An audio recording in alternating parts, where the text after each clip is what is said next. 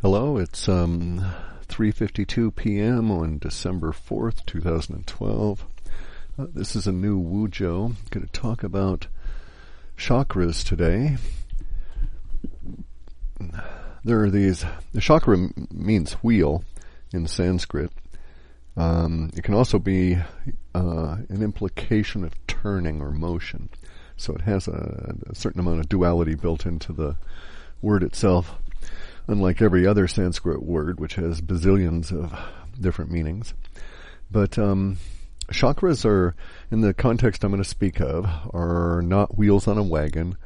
They are literally the wheels that allow the energy of consciousness to come through the immaterial boundary into our bodies and get us motivated, literally give us the ability for action and movement. This is going to be a little complicated, I'm afraid, so we'll have to start back up a bit. There are 22 trillion times a second, there's this pulse from the center of the universe that goes to the center of every galaxy outside of time and space, so it happens instantaneously. From within each galaxy, from that middle, it goes out instantaneously to all the solar systems and all the extrasolar system material in that galaxy, again, outside of time and space, and it happens instantaneously. These 22 trillion times a second pulses are interspersed with 22 trillion times a second pauses. In the pulse, everything in the universe is created. Like a flashbulb lights up and we see ourselves and all the universe around us. If we could see it 22 trillion times a second, this is the effect that would occur. If your mind could capture that, it would be very much like you were living in a strobe that was flashing at 22 trillion times a second, and every time it was not flashing, you were in total instant darkness. Probably, in our case, we would have some memory of the light because we have this thing called persistence of vision, which you will note if you were to stare at a candle for a second and then blow the candle out or turn the light off after staring at it, you'll see the persistence of vision maintains itself within your visual cortex as though the object is still there in sort of a hazy fashion.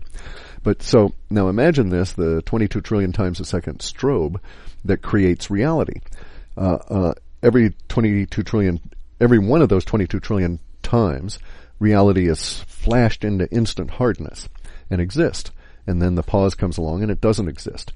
In the space that it doesn't exist, things change. It's not like stuff doesn't happen, even though that is called the void by both Taoist and Buddhist and the Hindu religions, and they understand the nature of the void. The void is not absent of things because the void is capable of supporting consciousness or intent.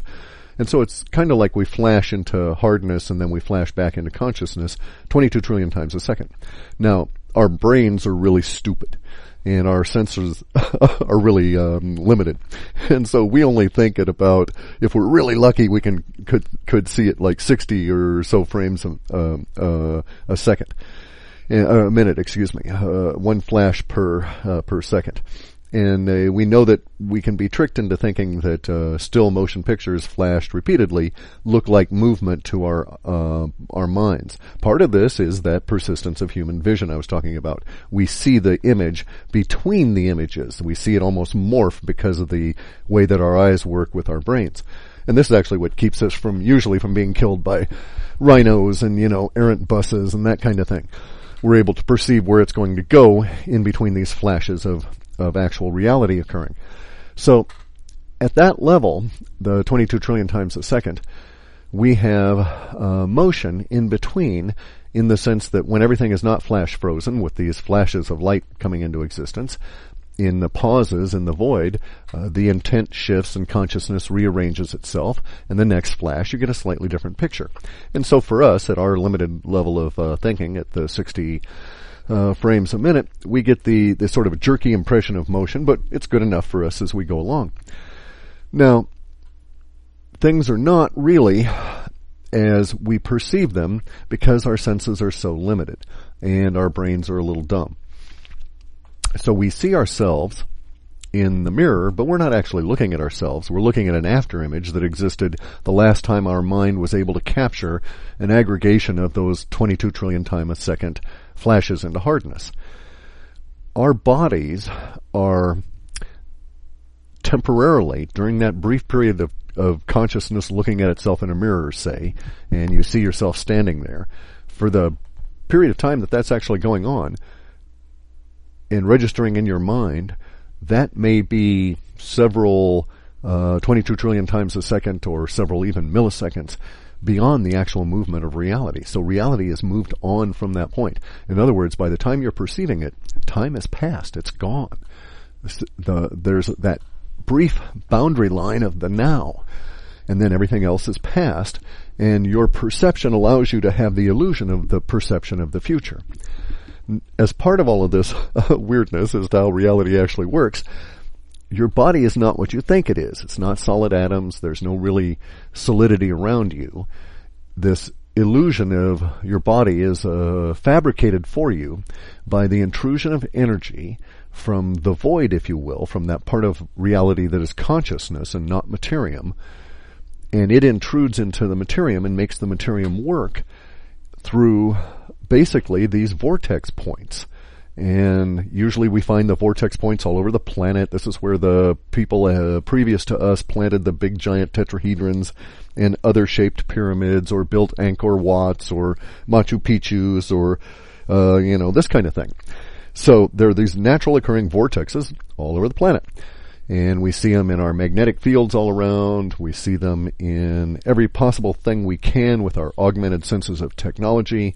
In fact, the quanta physics basically is their whole thing is investigating a spin at a non-mainstream media meaning of the word. And their investigation will ultimately lead them to believe that there might be hundreds of trillions of particles, because it's sort of like the mind chasing itself. They will never cease finding new particles if they keep looking for them, because they keep creating them as they look for them. They don't really exist the way that these people think. So CERN is really a huge waste of money if that was its intent, which I kind of doubt. In any event, as an aside, now let's go back to the idea of the whole spin of the chakras. So your body, as it is existent during these hard periods of the reality flashing into existence 22 trillion times a second, has to be energized within the materium in order to make the molecules and everything shift themselves ever so slightly so that you can have this perception of movement. And that's how movement works within the materium. We just very much like the old style of claymation, or the way that they used to do animation. I once did an animation when I was a kid of a couple of cartoon characters cut out of paper, and I'd shift them and take a photo, shift them and take a photo, and so on. And it worked very well. It was a nice little animation technique. And that's fundamentally how all of reality works, only, of course, it's working really damn fast. And so we'll never perceive it. But as part of that, working really fast, we have the idea that energy must intrude in the materium in order for our hearts to beat, lungs to breathe, blood to flow, water to flow, gravity to exist, light to exist. So the universe, when they say go into the light and all of that, that's kind of bogus. Light only exists in the materium. It doesn't exist in the void. You'll never encounter that kind of a choice, believe me. Excuse me. It's been a rough few days with Kathy in the hospital. And this is late in the afternoon for one of these in any event. But I wanted to get it out while I was still thinking about it. So the energy has to come in from the consciousness part of reality. And we can think of consciousness and materium as two halves of duality, because it makes sense in a way to think of them that way for this discussion of our experience as being humans. And for all the non-humans, because I'm sure this also applies to them, if any of them are listening. The boundary layer between consciousness and the materium is itself the very edge at which material reality exists. So that's continually around every atom, and not really, 5 miles that way and 6 miles up in the sky. It's not that kind of a boundary layer. It's a boundary layer that exists everywhere continuously in all things. Within those boundary layers, we get the ionic conversion of energy, because that's the first thing that can exist is ions. And actually, that was the way that I derived the 22 trillion times a second, was based on the number of hydrogen in an ionic state and how many of these hydrogen ions could occur in a given volume of space and at temperature and pressure. And that was, then I took it up 3.5 times that in order to get the blink rate, so to speak, that was necessary for the creation at a interconnecting level of crossing lines of the pulse.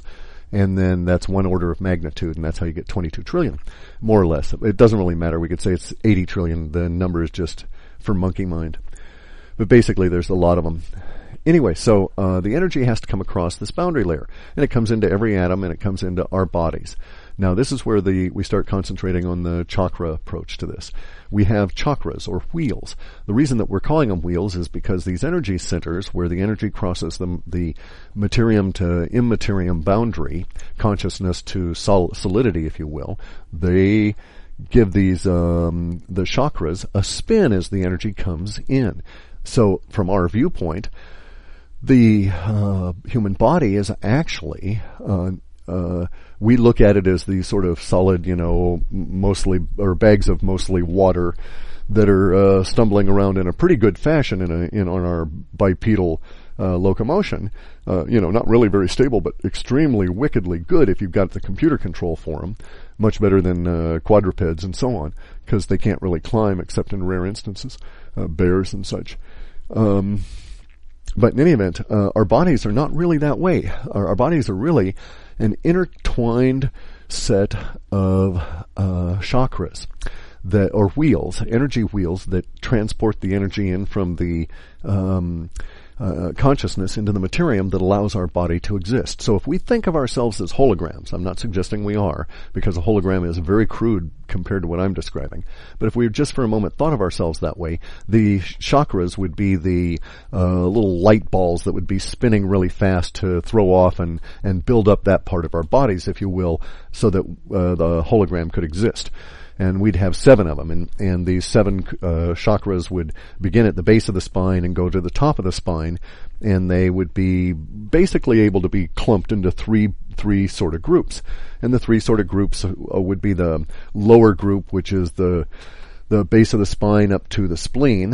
And then there would be a middle group, which is and that would have 3 of these chakras, which I'll get to those in a minute. The middle group is from the heart through the throat.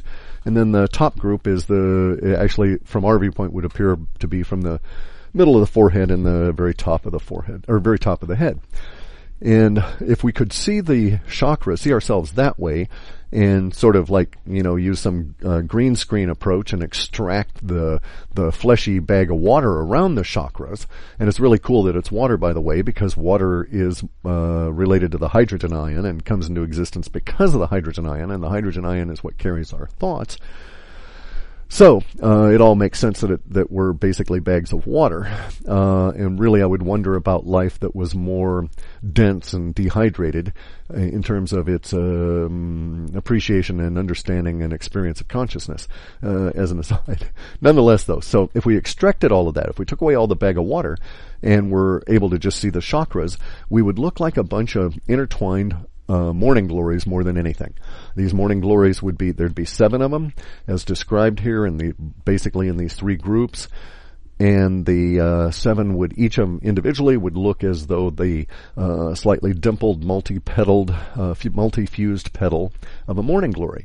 And instead of having green leaves or whatever, the morning glory in our case would run back to what we would think of or could examine as a nerve. It's sort of a conduit, a channel, as it channels the energy and crosses the boundary and puts it into our bodies. But if we're extracting the body part and just looking at the chakra part, these would look very much like, say, the roots of the morning glory flower, absent any of the plant part. We wouldn't see any vegetation. So it'd just be a weird kind of thing.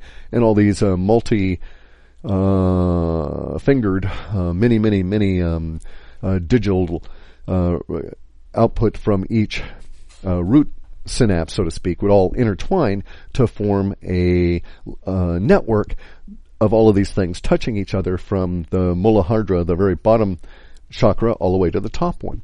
And that would really basically be the energy transfer from consciousness into the material world. So, the chakras are actually very important in a number of ways. As you will note, anybody who's ever fallen and hit their coccyx on anything knows the excruciating pain that occurs from that. And if one examines that and looks at it, you'll note that that's because the coccyx is part of the sacrum, which is a very interesting bone. It is basically one, but it looks to be fused, prehensile tail, all of that business. Very much like the sartorial sutures on your skull fuse as you grow older. It allows your brain to grow and so on, and until you get to a certain age, your skull could be considered to be soft. That's also true of the sacrum as you grow. And at some point it starts all fusing together, and there's also all kinds of associated diseases from stuff not working correctly. But let's just look at it from the viewpoint of you've just fallen on it, and it hurts like bloody hell. Well, one of the reasons that it hurts is because there is indeed the coccygeal spinal ganglia down there at the very end, which is the lowest nub of nerves you've really got in your spine. And these nerves are really rather spectacular because they come out in huge bundles through these holes in the sacrum, which is triangular shaped, by the way, tetrahedral more than anything. And always curved, and these things, the lower ganglia there, the coccygeal spinal ganglion, is just a little south of all of those nerves that come from the genital area that then join into the spine and rush on up in the spinal column to give you all kinds of interesting information from your fiddly bits. So that's a very sensitive area. But in addition to that, the most basic chakra is the one at the base of the spine. So everybody on the planet, the most dullified sheeple on the planet, all the way up to the most enlightened individual that's ever lived, will have the Muladhara chakra spinning, because that's the one that basically is keeps the engine turning over, so to speak. It has fewer petals than any of the others. The petal effect that is created from the dimpling is created by how the energy comes in from the immaterium part of reality into the material part of reality, and this twisting iridescent effect that occurs. In any event, boy, this gets really complicated. Okay, so that's true of all of the chakras, that they all have this iridescent mother of pearl look when you see them, when you actually can view the things. And if you go and you do Aikido when you work your butt off and you're reasonably young, like when I was in my 40s, and I'd go to these big Aikido teach-ins, so to speak, that would go for 3 and 4 days.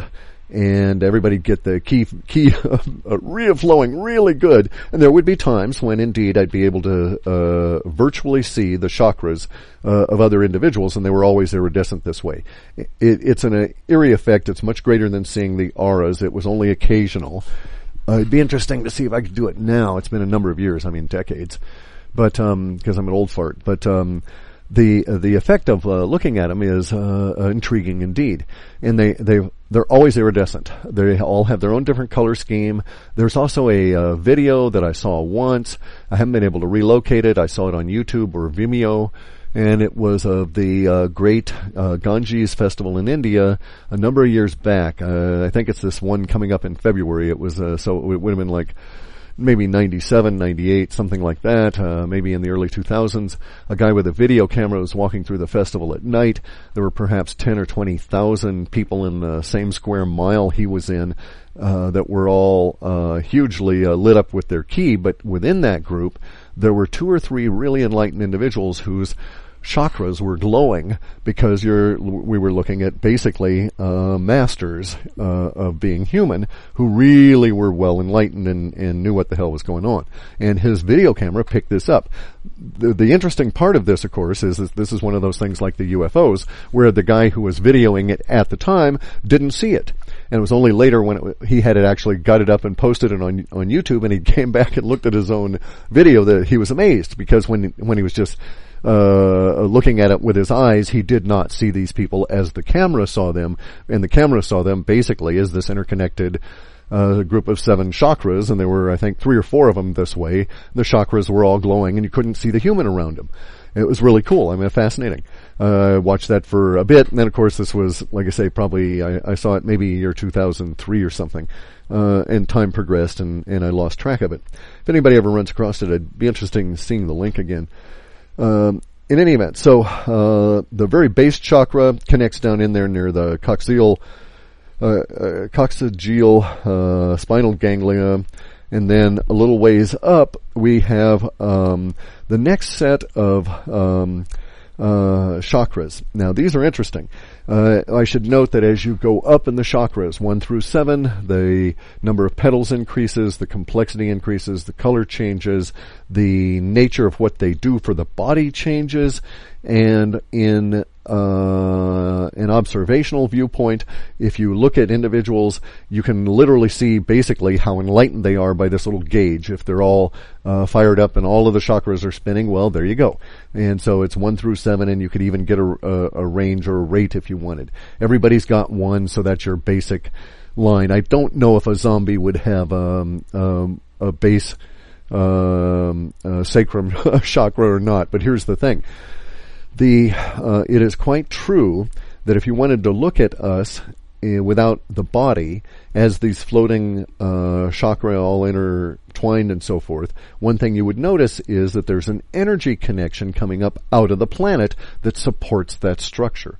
And so our base, Muladhara chakra, down at the sacrum, is pointed downward at a slight angle, and it is receptive to that would be yin energy, we're yang beings, so it would be earth yin energy from a Taoist viewpoint, and that energy, then that basically is us acting as a conduit for solar energy through the other chakras to connect with that kind of energy there from the earth, the yin energy, to connect with the yang energy from the other chakras that provide the tension or contention that allows, again, for this energy to transmit from the immaterial into the material and thus give us movement, life, etc.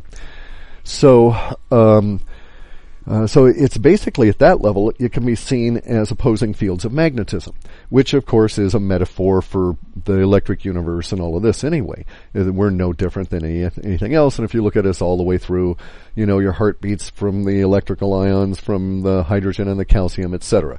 You have all of these various different electrical processes in your brain, all of which are done fundamentally from an electrical viewpoint with alternating current, opposing current. You don't really have a DC current going on. Otherwise, your heart would run continuously and have to be spherical or circular in some fashion. We have an alternating current, and so we have a beat, pause kind of a thing. And this is basically how all of reality works. Of course, its beat pause is at 22 trillion times a second, and we're merely reflecting that at our much lower rate of expression of this in our much grosser form. Which all this is really cool. A number of years back, I got to this situation where I thought I had vertigo, ended up getting jabbed with needles at hospitals and having my veins scarred by saline because they thought I had low blood sugar or some damn thing.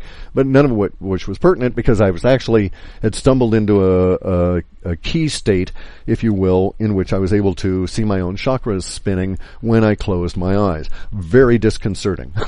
Let me tell you, this destroys your life for about 5 days until you get to this point where you reconcile that this is just always going to occur.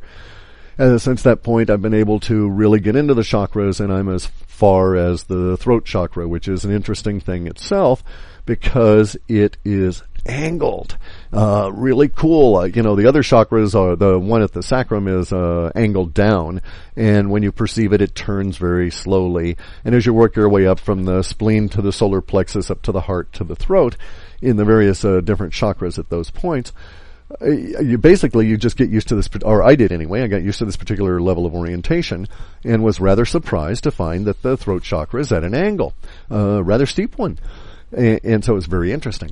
It's right near the pharyngeal plexus. It's in front of that. That's where the roots of that chakra come on in and join the spinal column. I think they all join near or within the ganglia itself.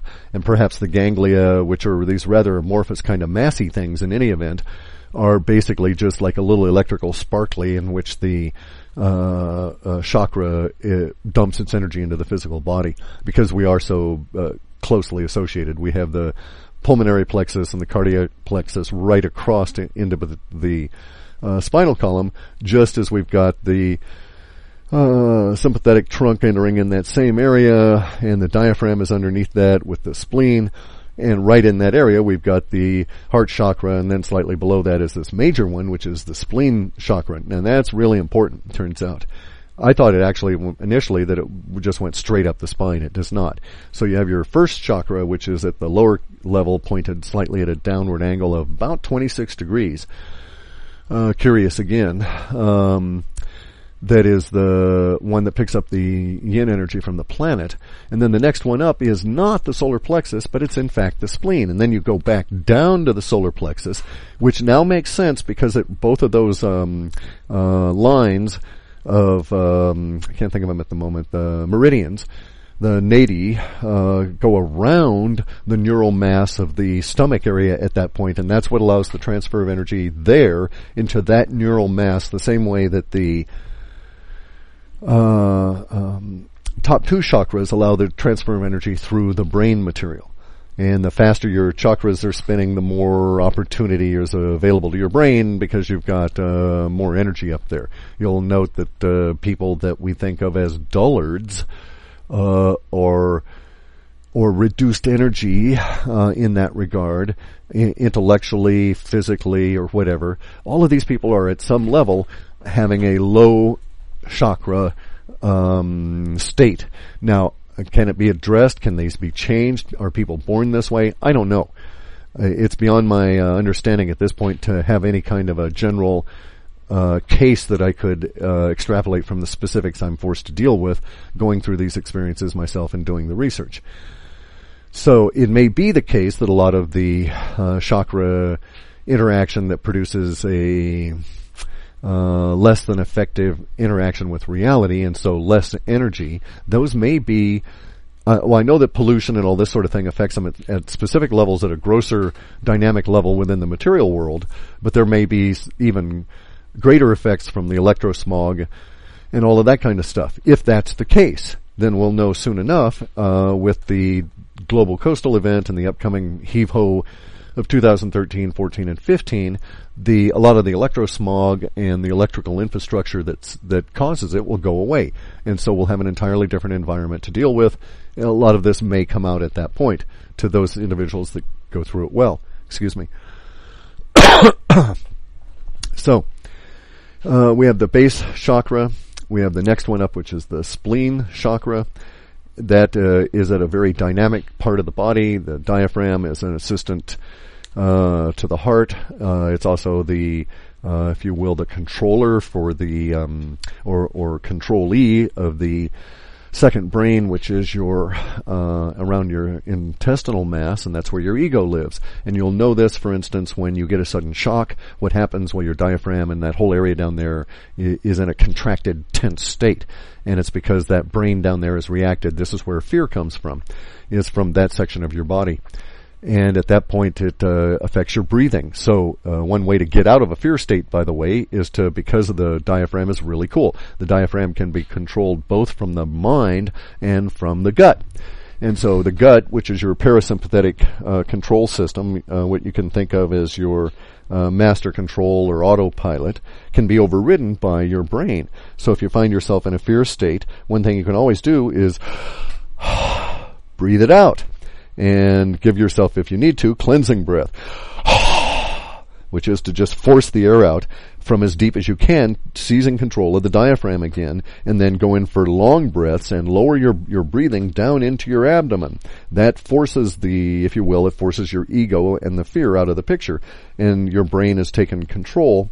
It's a common martial arts technique. You learn it way early, and it forces fear out, and at the same time allows you to energize your body through the increased oxygen, because that's one of the effects of fear. You know, the shock and everything. Duh. It's reduced oxygen that starts the whole process off, that starts the panic attacks and so on, because what happens? The diaphragm contracts, you get this contention and contraction around the fear points within the gut, and that leads to this state of reduced oxygen, clouds the brain, affects the whole body, etc., etc. So one way out of that is to learn to breathe through it. It's more difficult for some people than others. maybe if you face a lot of fear, you learn it real quick or you die. So in either case, I don't have to worry so much about it in this event. So we go up to the spleen chakra, which, as I say, is near this really dynamic area, the diaphragm and all of that kind of stuff. And then we pop back down through these two nadi, through these two tunnels, back down to the solar plexus chakra, which is around the ego. And so the ego actually has, in the terms of the second brain down there, has control both of the diaphragmic spleen chakra through the diaphragm.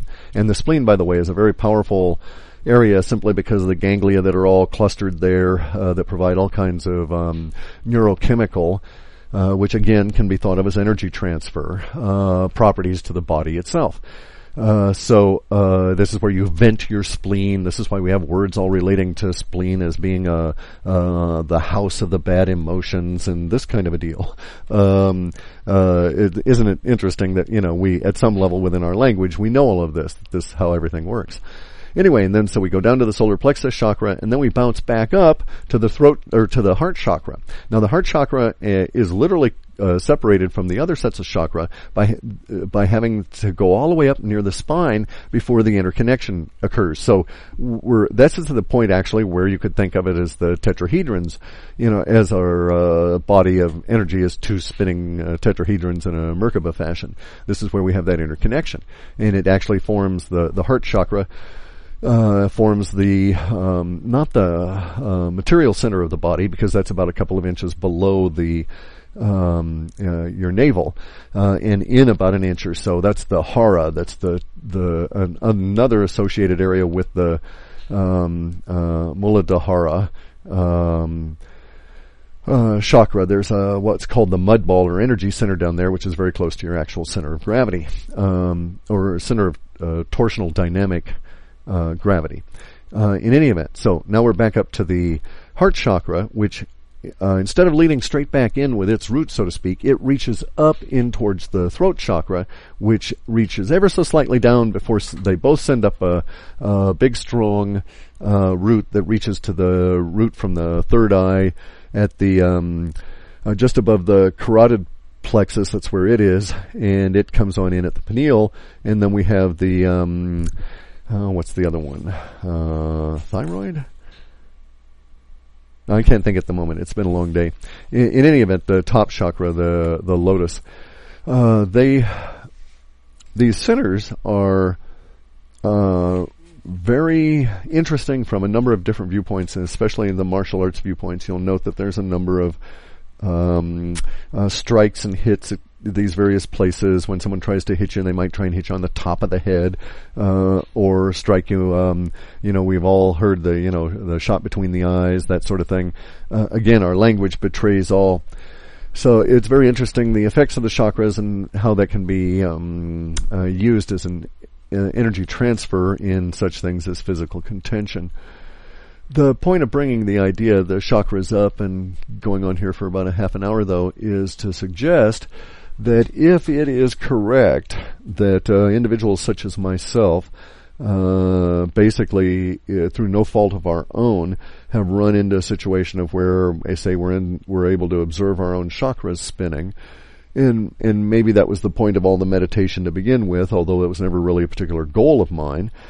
Maybe it's just an average side effect. However, it might also be a leading edge indicator of this energy level shift that we've got going on. And so it may just be that the energy has shifted, and it's just simply a matter of perception, and some people like myself are able to perceive it this way, and others are seeing it in other ways. Because I know a lot of people now are able to see auras where they had not been able to before. And this kind of freaked out a lot of a couple of the guys that I've been in correspondence with, because they weren't really sure what was going on.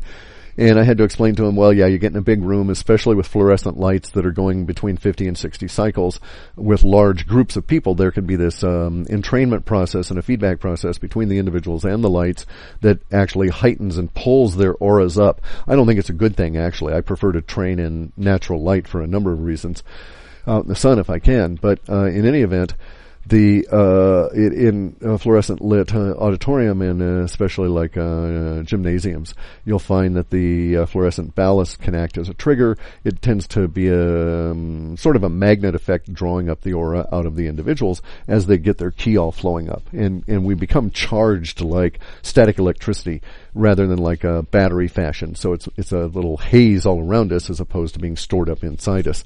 The haze all around us, of course, is an indicator that we have the potential, in an electrical sense, that same word again, to store that energy. And thus, way back to the beginning of these Wujos, my point that meditation is all of the stuff it does for you here in the materium is really cool, but those are all side effects. Those are all side benefits.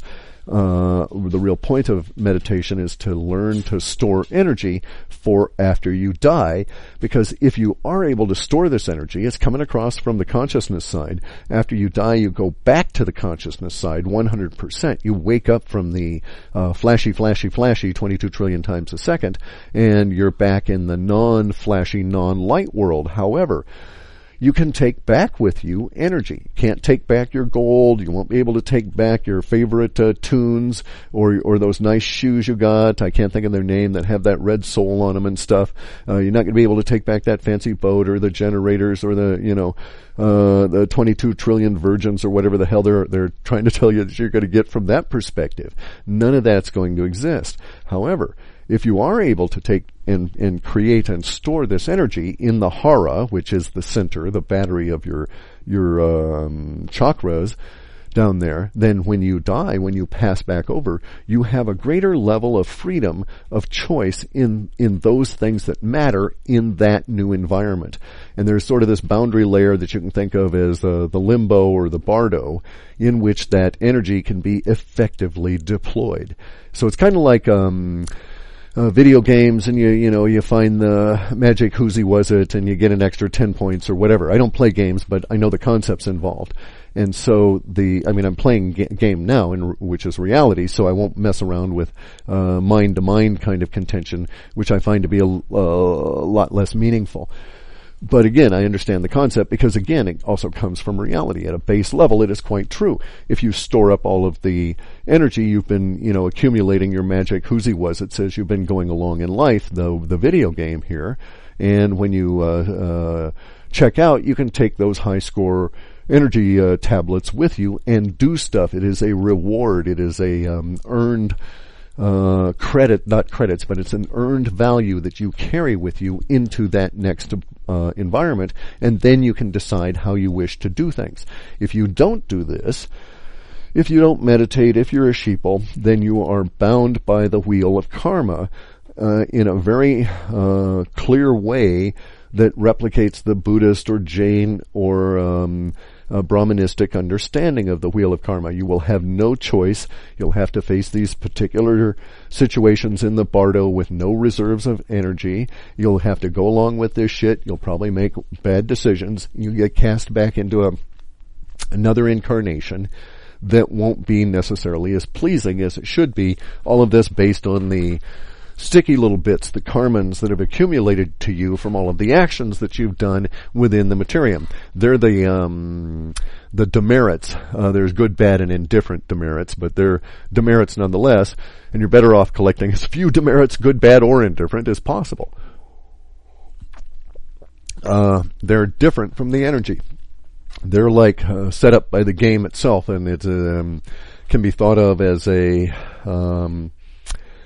outside view, a scoring of how the game thinks you did.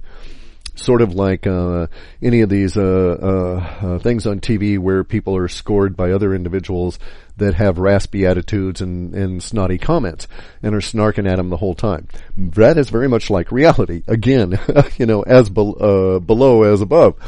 Because within reality, the karma accumulates to your body and sticks to the little